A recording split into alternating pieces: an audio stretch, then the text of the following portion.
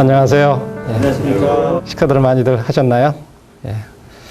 이번 시간에는 저희들이 서두에 처음에 말씀드릴 때 그 4교시의 바울의 전도여행 전체를 이렇게 다루기도 했는데 여러 분량상 저희들이 다시 4교시와 5교시로 나눠서 4교시에는 1, 2차 바울의 전도여행에 대해서 알아보고 5교시에는 3차와 그 후에 로마로의 항해에 대해서 이렇게 알아보도록 하겠습니다.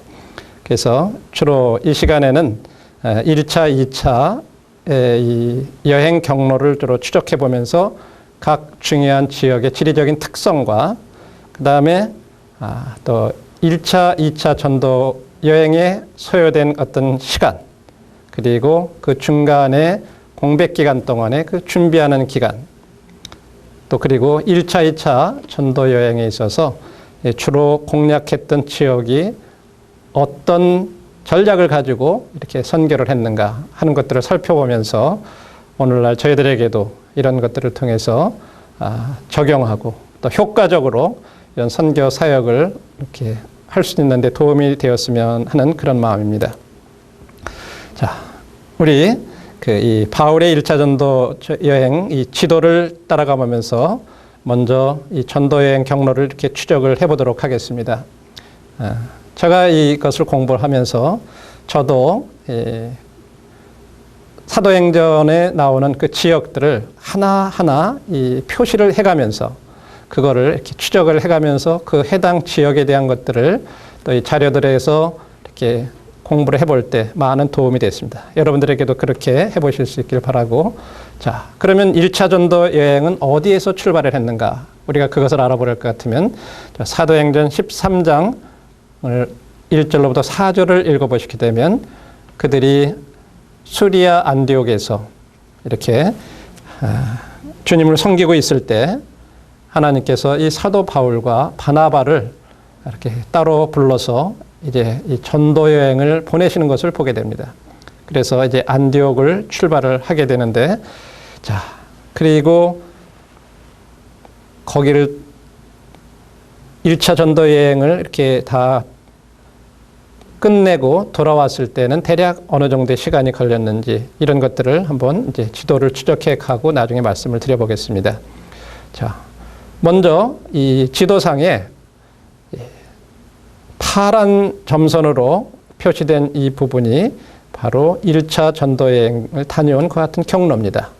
자, 여러분들이 이 말씀을 그대로 따라가 보면 이제 수리아 안디옥에서 두 사람이 성령의 보내심을 받아서 또 교회가 금식하고 기도하고 그 두 사람에게 안수해서 보냈을 때 저들이 4절에 보면 성령의 보내심을 받아 실루기아에 내려가 거기서 배 타고 구보로로 갔다고 이렇게 말씀을 하고 있습니다.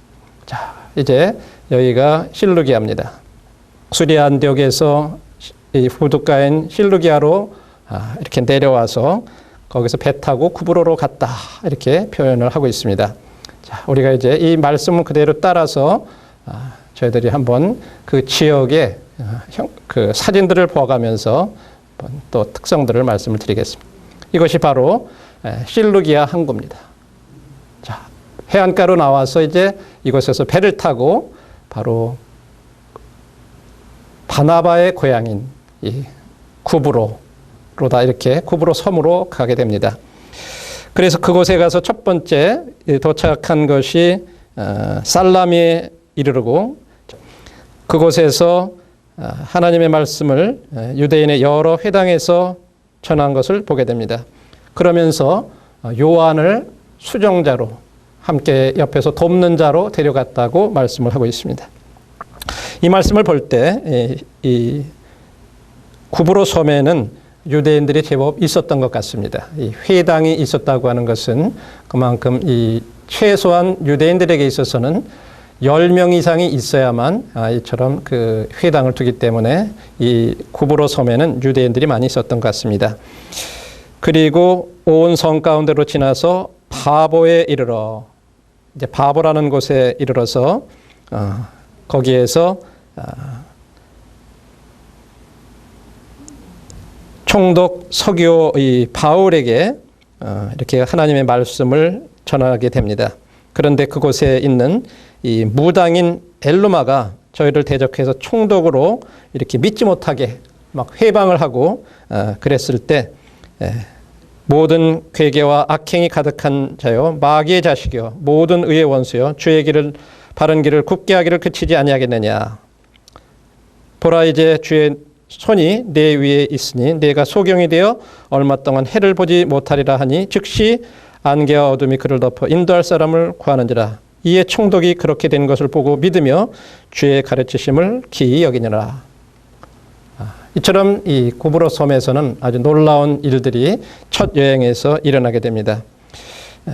그리고 이제 바울과 그 바나바가 함께 요한과 함께 구브로 섬의 이 반대편에 그 바보라는 이 지역에서 배를 타고 건너편을 건너서 배를 타고서 밤빌리아 지역에 있는 버가에 이르게 됩니다. 오늘날도 버가에 가면 이처럼 옛날에 그 이 건물들의 그 유적들이 이렇게 남아 있습니다.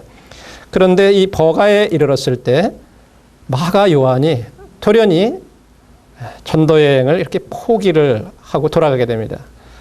그 일로 인해서 결국은 사도행전 15장에 보면 바울이 2차 전도 여행을 이렇게 떠나기 전에 바나바와 그 마가 요한을 함께 동행할 것이냐 말 것이냐 이것을 할 때 중간에 포기하고 돌아간 그를 우리가 다시 데려갈 수가 없다.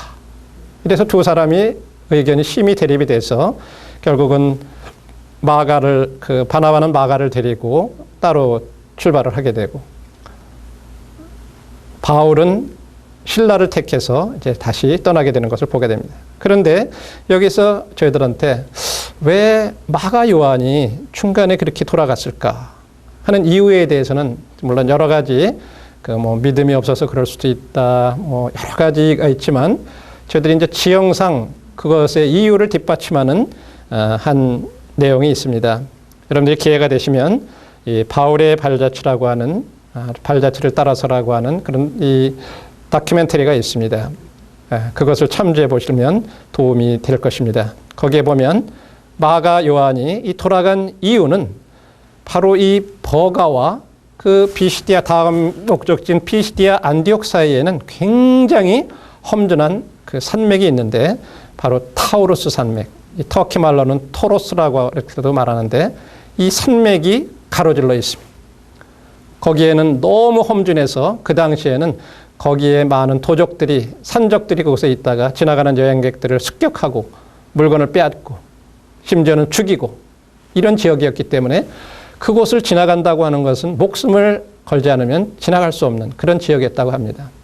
아마도 이 마가 요한은 그런 사실들을 알았기 때문에 거기를 감히 이렇게 지나갈 수 있는 그런 믿음이 없었는지도 모릅니다. 성경에 기록된 내용이 아니지만 저희들이 추측해 볼 때 가능성이 있는 이야기라고 생각이 됩니다. 그래서 그가 이렇게 돌아가는 것이 이 지형적인 한 영향도 있지 않았나 이렇게 보는 것입니다. 자, 이것이 바로 이 버가와 비시디아 안디옥 사이에 가로막고 있는 타우루스 산맥입니다. 이것이 이 지중해 연안을 거쳐서 터키의 지중해 연안을 거쳐서 동쪽까지 이렇게 쭉 뻗쳐 있습니다.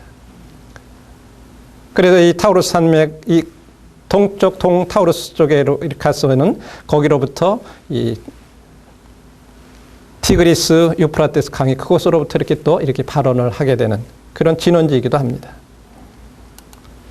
자, 이제 버가를 지나서 그들이 피시디아 안디옥에 이른 것을 보게 됩니다. 성경에서는 이 안디옥을 두 군데를 얘기하고 있습니다. 지금 저희들이 처음 출발지가 수리아 안디옥이었습니다. 그리고 지금 여기 도착한 데는 비시디아 지방의 안디옥입니다. 때로 이런 같은 구분을 저희들이 할 필요가 있을 때가 있습니다. 그곳에 가서 그곳에서도 회당에서 율법과 선지자들의 글을 읽은 후에 이 회당장들이 이들에게 백성을 권할 말이 있거든 말하라. 그래서 바울이 그곳에서 이렇게 참 복음을 전하고 구약 이스라엘의 구약의 역사를 들어서 얘기를 하는 가운데 예수님을 그들에게 이제 곧 메시아로 이렇게 소개하는 내용이 나옵니다. 자, 그리고 그곳을 떠나서 이제 그 이고니온으로 내려가게 됩니다. 이고니온은 아주 굉장히 중요한 요충지였습니다.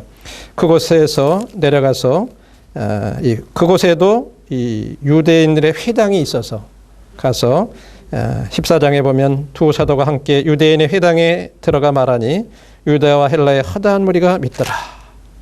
그러나 이 순종치 아니하는 유대인들이 이방인들의 마음을 선동을 해가지고 형제들에게 악감을 이렇게 품게 해서 참 방해하는 그 같은 내용들이 있지만 두 사도들이 그곳에 오래 있어 주를 힘입어 담대히 말씀을 전했다고 말씀을 하고 있습니다. 자, 이제 이고니온을 지나서 다음에 루스드라로 내려가고 루스드라와 더베아맛 그 근방으로 가서 거기에서 이렇게 복음을 이렇게 전하게 되는데 특별히 루스드라 지역에서는 두 발을 쓰지 못하는 이 발을 쓰지 못하는 그 같은 사람이 안질뱅이가 있었는데 이 사람에게 바울이 말씀을 전할 때 그가 참 바울을 주목해서 이렇게 말씀을 들었습니다. 그때 바울이 구원받을 믿음이 그에게 있는 것을 보고는 큰 소리로 네 발로 일어나라. 이렇게 해서 그 사람이 뛰어 걷게 됐을 때 그 지역의 사람들이 그 지역에 쓰는 루가오니아 방언으로 신들이 사람의 형상으로 내려왔다. 그래서 바나바는 스스라고 하고 바나바는 스스라고 하고 바울은 말 잘하는 말쟁이라 그래서 험해라. 이렇게 하면서 이 사람들에게 막 제사를 드리려고 이렇게 했을 때 이 두 사도들이 우리도 너희들하고 성정이 같은 사람인데 그렇게 해서는 안 된다. 이렇게 하면서 하나님께서 우리들에게 지나간 세대에는 모든 사람들이 자기 길을 다니게 허락했지만 지금은 다 회개하고 하나님 앞에 돌아와서 하나님을 섬기라고 그렇게 말씀하셨다고 하면서 이렇게 그들에게 복음을 전했던 이곳이 루스드라입니다. 루스드라 더베에서 이제 복음을 전한 다음에 거기에서 이 사람들이 이 비시디아 안디옥과 이고니아에 있는 사람들이 그곳 지역까지 따라와가지고 유대인들이 돌로 바울을 쳐서 바울이 죽은 줄 알고 그래서 갖다 밖에 성 밖에다가 끌어내친 그런 일이 있습니다. 그러나 하나님께서 도우셔서 바울이 일어나서 성에 들어갔다가 이튿날 바나바와 함께 다시 이곳에서 이제 더베로 내려가게 됩니다. 오늘날도 이 루스드라 지역에는 이처럼 이 핍박 당시에 숨어서 이 신앙을 지켰던 사람들이 모였던 이 동굴 교회들이 오늘날도 그 흔적들이 이렇게 많이 남아 있습니다. 그래서 이제 그 다음에 그들이 이제 더베로 내려가고 그곳에서도 많은 사람을 제자로 삼았던 것을 보게 됩니다. 그런 다음에 방금 전에도 그렇게 참 자기가 돌로 맞아서 죽은 줄 알 정도로 됐던 그 지역으로 다시 이고니온으로 그리고 또 안디옥으로 다시 돌아가면서 자, 우리가 그곳에서 전한 제자들이 어떠한지 한번 돌아보자. 그러면서 다시 돌이키면서 그가 돌아와서 다시 비시디아를 지나고 그런 다음에 밤빌리아를 버가에서 아달리아로 와서 거기서 배 타고 이제 안디옥으로 다시 돌아오는 이와 같은 것이 이제 1차 전도 여행입니다. 여기서 우리들이 이제 보게 될 때 1차 전도 여행 출발지는 사도행전 13장을 볼 때 이제 수리아 안디옥인 것을 알 수가 있습니다. 그리고 이 루트를 경로를 따라서 볼 때 1차 전도 여행의 주요 공략 지역은 바로 이 쿠브로 섬과 그리고 이 갈라디아 남부 지역, 오늘날 이 터키의 이 해변가 지역 쪽으로 이렇게 가까운 예. 물론 그 약간 중앙으로 이 내륙으로 들어가지만 이런 이 갈라디아의 남부 지역을 중심으로 이 주로 중요한 이 도시를 공략한 것을 보게 됩니다. 그래서 대략적으로 물론 이것은 학자들마다 약간의 그 견해 차이들이 있습니다만은 대략 AD 48년 봄에 수리아 안디옥을 출발해서 다음해 49년 가을, 그러니까 약 1년 6개월 정도 대략적으로 이렇게 1차 전도 여행을 마쳤다고 이렇게 얘기를 하고 있습니다. 네. 자, 그 다음에 이제 그 성경에 보면 수일 후에라고 이렇게 얘기를 하는데, 그들이 다시 그 15장 36절에 보면 그렇게 얘기하고 있습니다.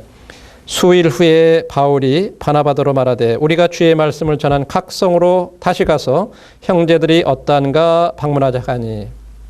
그래서 2차 전도여행의 그 1차적인 목적은 다른 어떤 지역을 이렇게 그 개척하는 그런 것보다는 가능하면 1차 전도여행 때 그 복음을 전해서 주님을 믿게 되었던 이런 제자들이 또 그 교회들이 어떠한지 한번 돌아보자. 이런 목적으로 이제 2차 전도여행을 가게 됩니다. 2차 전도여행은 그래서 사도행전 15장 36절로부터 40절에 보면 다시 그 수리아 안디옥에서 이렇게 출발하게 되는 것을 보게 되는데, 이번에는 15장 41절에 보면 수리아와 길르기아로 다녀가며 교회들을 굳게 하니라, 이런 것을 봐서 육로를 선택해서 간 것을 보게 되고, 이제 한번 저희들이 이 경로를 추적해 보면서 그러면 2차 전도 여행은 어느 정도 기간이 걸렸는지, 그리고 주요 공략 지역은 어디였는지, 이런 것들을 한번 지도를 보면서 우리가 다시 한번 1차 전도 여행 경로를 추적해 보겠습니다. 지도상으로는 지금 이 빨간 점선으로 그려진 부분입니다. 이 수리아 안디옥에서 이제 출발을 해서 지금 읽은 대로 수리아와, 자, 이쪽이 오늘날 시리아라고 되어 있는 수리아, 그리고 길르기아, 오늘날 터키 남부 지역이죠.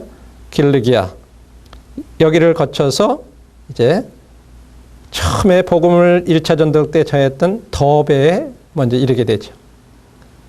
자, 그래서 이 붉은 선을 따라서 자, 더베, 이고니온, 그 다음에 비시디아 안디옥을 거쳐서 그가 이렇게 이 점선을 따라서 쭉 해서 유럽으로까지 넘어갔다가 고린도까지, 그리고 다시 에베소로 넘어와서 에베소에서 배 타고 가이사라로 넘어와서 가이사라로 왔다가 가이사라에서 다시 육로로 가이사라에서 다시 안디옥으로 이렇게 수리아 안디옥으로 돌아오는 것을 보게 됩니다. 자, 이것을 좀 더 사진을 통해서 한번 따라가 보면서 또 교훈을 한번 생각해 보도록 하겠습니다. 가는 길에 보면 이 다소라는 지역이 이 길르기아 지역에 있습니다. 이것이 바로 바울이 출생한 그와 같은 곳이죠. 자, 그리고 갑바도기아, 그리고 그곳에도 오늘날처럼 많은 그 산 속에 암굴 교회들이, 동굴 교회들이 참 많이 있는 것을 보게 됩니다. 이런 것들은 그 당시 얼마나 핍박이 많았나 하는 것을 그런 우리에게 간접적으로 교훈해 주는 것입니다.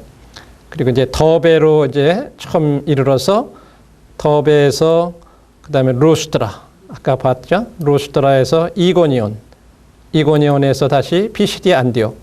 자, 여기까지는 1차 전도 지역에, 전도 때 이렇게 방문을 했던 지역입니다. 특별히 이 지역에 아마 사도 바울의 마음이 굉장히 있었던 것 같습니다. 자기가 그곳에서 루스트라에서는 참 이 돌에 맞아 죽은 것 같이 되었던 그 같은 지역이었지만 참 그곳의 성도들이 아마 많이 걱정이 됐을 것입니다. 그런 핍박 가운데서 저들이 어떻게 믿음을 지켰을까.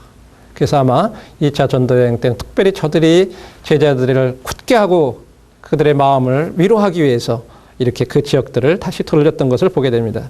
그런데 거기에서 이 밑에 쪽으로 내려오지 않고 거기에서 이제 계속 바울이 아시아 지역으로다가 이렇게 전도를 하려고 이렇게 시도를 하는 것을 사도행전 16장에서 보게 됩니다. 사도행전 16장에 6절에 보면 성령이 아시아에서 말씀을 전하지 못하게 하시거늘. 자, 우리들이 보통 아시아, 그럼 어느 지역을 생각합니까? 이 중국, 이쪽 우리나라, 이쪽을 저희들이 아시아라고 생각해요. 그런데 지금 지도상에서 저희들이 생각해 볼 때 거기에서 아시아 쪽으로 이렇게 전도를 하러 오려고 그랬나 하는 걸 보면 그런 게 아니라 성경에서 말하는 아시아는 바로 이 소아시아, 마이너 아시아, 오늘날의 이 터키 지역을 가리키는 것을 보게 됩니다. 그래서 그쪽에서 이 소아시아 쪽으로 이렇게 복음을 전하려고 생각을 했지만, 말씀을 전하려고 했지만 성령이 전하지 못하게 하셨다. 참 이상한 말 같잖아요. 말씀을 전하려고 그랬는데 왜 성령이 못 전하게 할까요? 좀 이상하지 않으세요? 그래서 그가 그대로 부르기아와 갈라디아 땅을 다녀서 그냥 무시아 앞까지 이렇게 갑니다. 17절에 보니까 무시아 앞에 이르러 비두니아로 가고자 했으되, 지도를 보시면 비두니아는 이 소아시아 지역 중에서도 흑해 쪽에 있는 북부 지역입니다. 이제 그쪽 지역으로 또 복음을 전하길 원해서 가려고 했는데 예수의 영이 허락지 아니하시느니라. 성령께서 이번에도 또 허락을 하지 않으세요.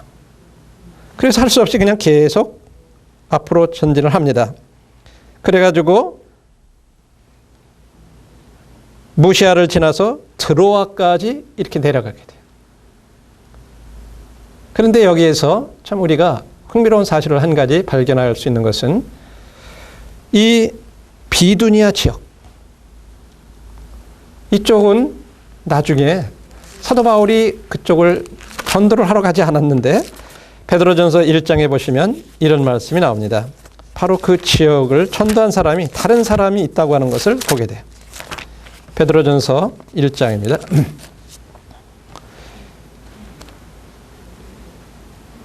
예수 그리스도의 사도 베드로는 본도, 갈라디아, 갑바도기아, 아시아와 비두니아에 흩어진 나그네, 곧 하나님 아버지의 미리 하심을 따라 성령의 거룩게 하심으로 순종함과 예수 그리스도의 핏부림을 얻기 위하여 택하심을 입은 자들에게 편지하노니 은혜와 평강이 너희에게 더욱 많을지어다. 여기 보니까 본도, 비두니아 이쪽 지역에 누군가가 이미 이 복음을 전해서 사도 베드로가 그곳에 이렇게 편지를 쓰는 것을 보게 돼요. 아마 하나님께서는 이 바울이 그쪽으로 가지 못한다 할지라도 하나님은 이미 누군가 그쪽에 가서 이 지역은 네 지역이 아니야. 이건 누군가 내가 원하는 사람을 보내서 전도할 거야. 너는 안 돼. 너는 다른 계획이 있어. 하시면서 그를 계속해서 가게 하시죠. 우리들이 이런 일들을 통해서 교훈을 받게 되는 것은 하나님의 일은 하나님이 하신다고 하는 것입니다. 하나님이 계획하시고 하나님께서 필요한 사람들을 보내셔서 그런 일을 한다고 하는 것입니다. 때때로 우리들의 삶 가운데 우리가 모든 일을 다 하려고 때로 우리는 그런 생각을 하지만 하나님은 때로 그것은 네 영역 밖의 일이다 하고 허락을 안 하실 때가 있습니다. 그럴 때 우리는 왜 내가 선한 목적과 선한 마음을 가지고 이렇게 하려고 했는데 왜 이런 일이 허락이 안 될까? 때때로 우리는 실망할 때가 있습니다. 그러나 하나님은 거기에 다른 계획을 가지고 계시다고 하는 사실입니다. 바로 이 비두니아 지역은 베드로가 일을 하도록 하셨어요. 우리는 이제 이와 같은 것들을 교훈 삼아서 우리의 어떤 길이 열리지 않을 때는 현재 우리에게 맡겨진 그대로 계속 앞으로 가는 것입니다. 그렇게 해서 드로아까지 갔을 때 바로 이 드로아에서 밤에 환상을 보게 됩니다. 도대체 왜 하나님께서 이 복음을 전하는 일을 허락을 안 하셨을까? 그런데 밤에 환상 중에 어떤 사람이 나타나서 건너와서 우리를 도우라. 그런데 그 사람이 마게도니아 사람이라고 이렇게 얘기하고 있습니다. 마게도니아 사람이 하나가 서서 그에게 청하여 가로되 마게도냐로 건너와서 우리를 도우라. 이렇게 해서 자, 그때부터 보면 여기에 이제 누가가 이때 여행에 여기서부터 이제 합류가 하는 것을 보게 됩니다.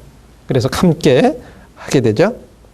그래서 드로에서 배를 타고 사모드라게로 직행하여 이튿날 네아폴리를 가고 거기서 빌립보에 이르니.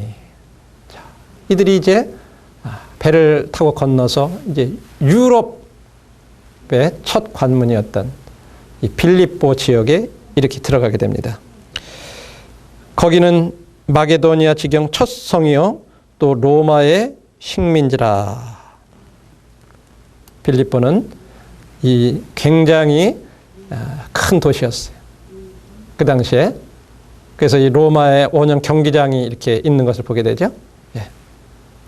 그리고 여기 보면 이제 그곳에 갔다가 빌립보에서 여러분들이 잘 아는 대로 바울과 실라가 감옥에 갇히게 됩니다. 지금도 거기는 사울이 갇혔다고 전해지는 이와 같은 감옥의 터가 일부가 이렇게 있습니다. 자, 그런데 다른 지역들은 대부분 가면 회당들이 있어서 회당에 들어가서 말씀을 전했습니다. 그런데 빌립보 지역에서는 그런 말씀이 없고 그가 안식일에 우리가 기도처가 있는가 하여 문 밖 강가에 나가 거기에 앉아서 모인 여자들에게 말하더니. 왜 회당이 없는데 기도처가 있는가 하여, 이 말은 뭐 사도 바울이 내가 기도하기 위해서 어느 기도할 곳을 찾아 나갔다는 그런 표현이 아닙니다. 이 기도처가 강가에 있다 이렇게 얘기를 했고, 이 유대인들이 있으려 할 것 같으면 회당 건립이 되려면 회당 건립 요건이 최소한 유대인들 10명 이상이 모여 살아야만 거기에 회당을 짓는 것을 허락을 했어요. 그 근거가 이렇다고 합니다. 여러분이 아시는 대로 소돔과 고모라가 멸망할 당시에 아브라함이 하나님 앞에 기도하셨잖아요. 거기 내 조카 롯도 있고 거기에 많은 의인 50이 있으면 45명이 있으면 40명이 있으면 이렇게 줄여가지고 의인 10명이 있어도 그래도 멸망하시겠습니까? 그런데 이 의인 10명도 없다 그랬죠. 그래서 멸망당하잖아요.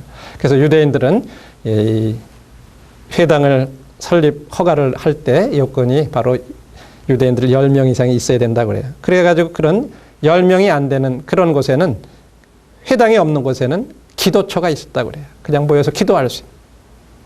그래서 지금 이 강가에 그렇게 뭐 간략하게 사람들이 모일 수 있도록 해가지고 기도하는 것이 있는가. 그래서 그걸 찾아 나갔다고 하는 거죠.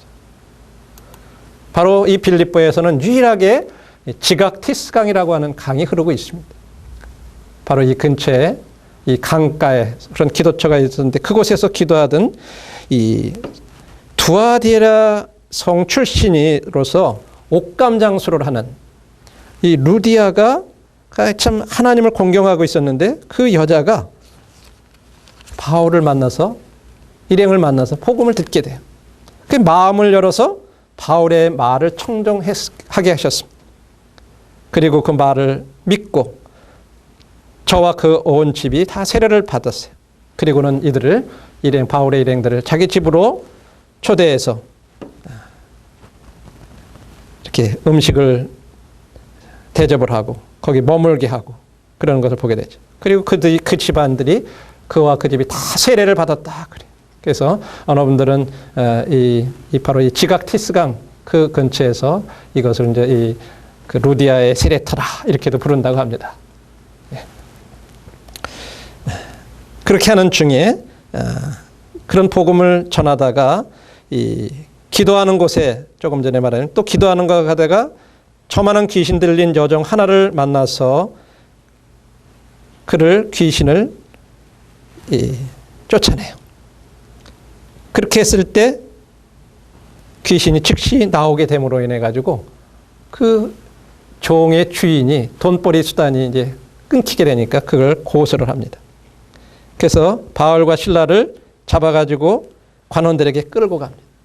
그래서 결국은 상관들 앞에 데리고 가서,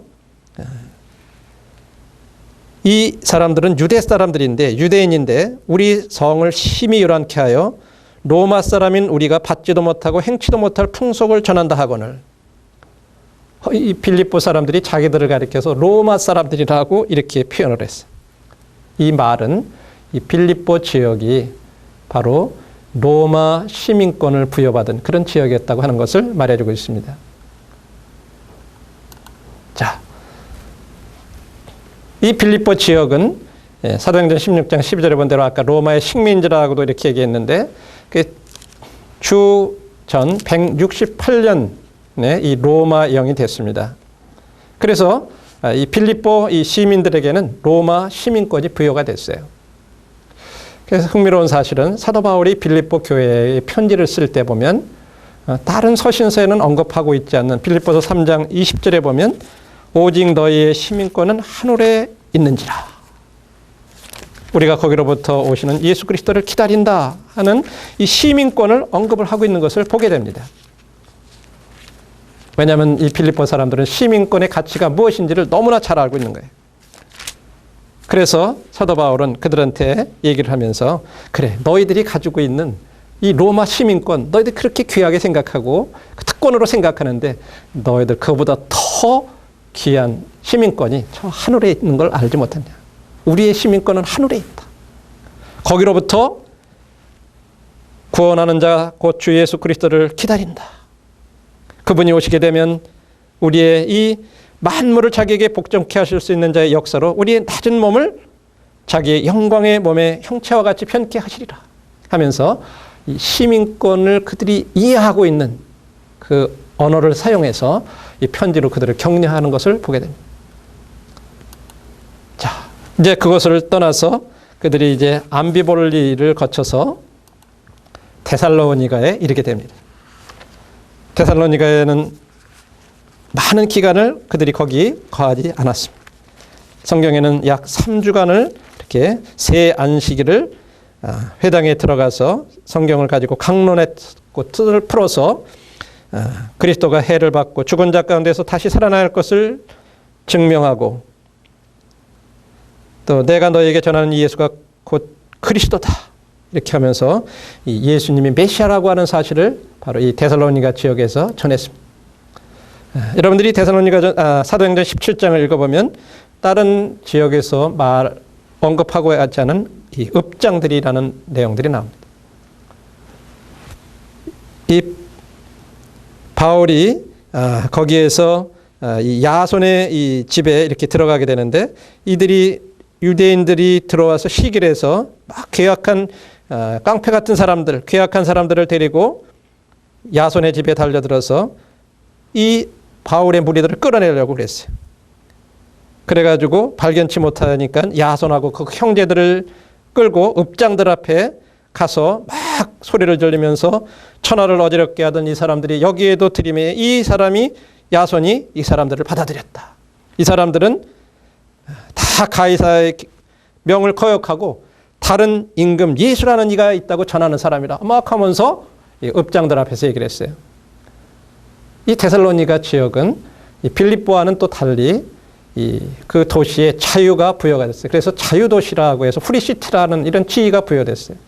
그렇게 되면 시민권이 부여받은 데들은 세금을 내지는 않지만 이 자유도시에는 세금은 내더라도 자체적으로 통치할 수 있도록 그렇게 한 것입니다. 그래서 읍장들이라고 하는 사람들이 통치를 했어요. 이것이 이제 사도행전에 나오는 읍장들이라고 하는 내용의 배경입니다. 이제 그곳에서 형제들이 바울과 실라를 그런 소동들이 있었을 때 베레아로 이렇게 보내게 됩니다. 여러분들이 베레아에 이랬을 때 베레아 사람들은 데살로니가에 있는 사람보다 더 신사적이어서 간절한 마음으로 말씀을 받고 이것이 그러한가 하여 날마다 성경을 상고함으로 그중에 믿는 사람이 많았었다 하는 얘기가 나와요.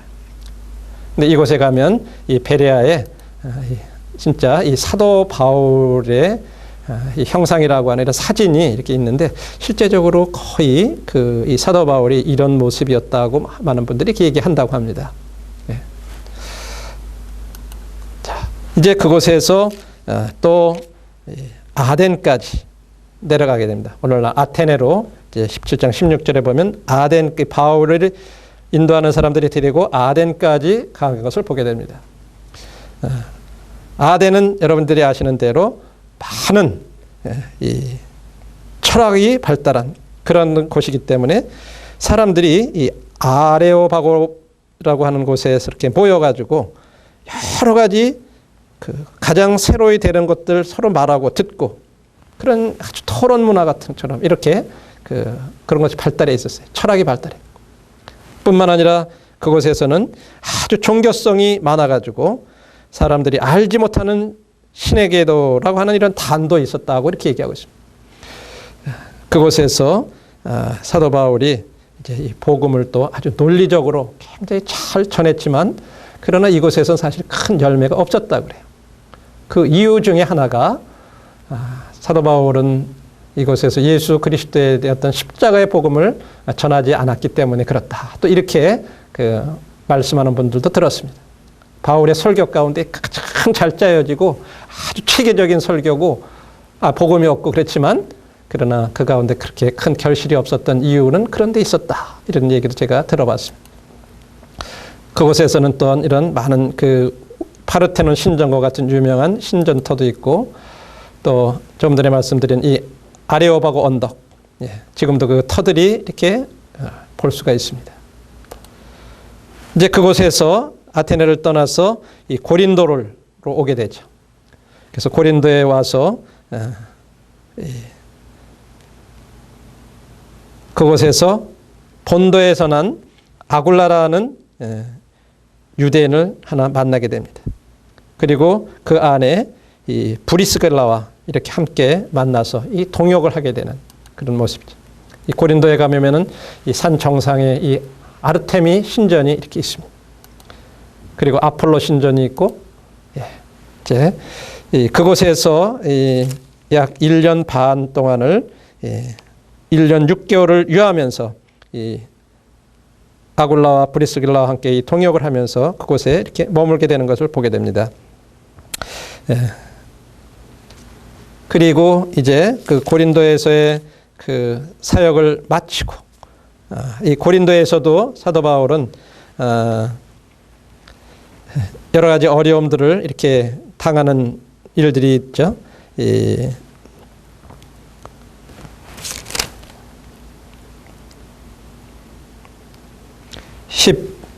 1절 12절에 보면 1년 6개월을 유하며 그들 가운데서 하나님의 말씀을 가르치니라. 갈리오가 아가야 총독되었을 때 유대인이 일제히 일어나 바울을 대적하여 재판자리로 데리고 가서 말하되 이 사람이 율법을 어기어 하나님을 공경하라고 사람을 권한다 하거늘 하면서 이 재판자리 앞에까지 나간 것이 있는데 지금도 그 재판자리의 흔적들이 이렇게 남아 있습니다.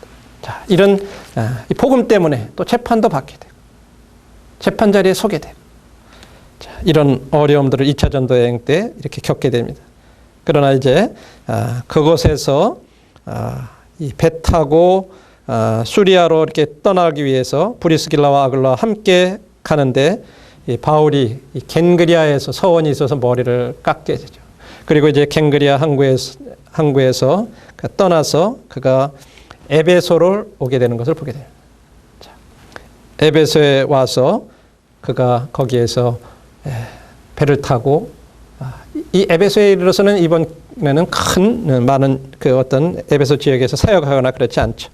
그리고 거기에서 떠나가지고 이 가이사랴로 이렇게 돌아오죠. 그래서 배 타고 가이사랴로 와서 그곳에서 이제 다시 수리아로 이렇게 가게 되는 것을 보게 됩니다. 가이사랴는 로마의 행정 수도가 이렇게 그곳에 있었던 그런 곳이었기 때문에 이런 원형극장이 있고 또 그곳에 수로 가이사랴 지방에는 물이 이 바닷가이기 때문에 없기 때문에 이 갈멜산 쪽에서부터 이 헤롯 대왕이 이 수로를 쌓아가지고 이렇게 물을 끌어온 것이 있습니다. 지금도 그 흔적의 일부가 이렇게 남아있는 것을 볼 수가 있습니다. 자, 바울의 2차 전도 여행 기간은 저희들이 볼 때 1차와 2차 기간에는 성경에는 15장 36절에 수일이라 그랬지만 이 1차 전도 여행이 대략 49년 9월에 이렇게 마쳤기 때문에 2차 전도 여행은 50년 4월 정도에 출발을 했다고 합니다. 그래서 52년 11월 초순이나 중순경에 마쳤기 때문에 약 한 2년 7개월 정도 이렇게 기간이 걸렸는데 그중에 1년 6개월은 고린도에서 머무른 것을 보게 됩니다. 그래서 우리들이 그 1차 전도여행이 끝나고 2차 전도여행이 가는 때까지를 이렇게 계산해 보면 약 6, 7개월간의 공간이 있는 것을 보게 됩니다. 바로 그러나 우리 성경에는 그냥 수일 후에, 그래서 며칠 만에 간 것처럼 생각되지만 사실 그런 것이 아니죠. 그리고 이 2차 전도 여행 때 주요 공략 도시는 바로 고린도에 아까 읽은 대로 1년 6개월을 머문 걸 봐서 그곳에 치중을 했다는 것을 볼 수가 있습니다. 네, 이렇게 해서 2차 전도 여행은 우리들이 생각해 볼 수 있는 건 특별히 그 가운데 이 사도행전 17장에 가서 보면 에덴에 갔을 때 에비구레오와 스토이고 학자들이 이렇게 나오는데 바로 우리가 세계사를 배울 때 에피쿠로스 학파, 스토이고 학파 우리 역사적으로 배우는 내용인데 그런 내용들이 이렇게 나오고 있죠. 예. 그래서 2차 전도 여행의 주로 이 여행 전략을 보면 주로 전략 도시를 집중적으로 공격을 하고 그것을 집중적으로 전도했던 걸 보게 되는데 빌립보가 그랬죠. 바로 이 로마의 시민권을 얻은 그런 곳. 그 다음에 데살로니가 자유의 도시. 그 다음에 무역과 상업의 중심 도시였던 이 고린도. 이 세 지역이 바울의 2차 전도 여행의 집중 전략 지역이었다는 것을 볼 수가 있습니다. 자, 여기까지 이렇게 4교시를 마치도록 하겠습니다. 감사합니다.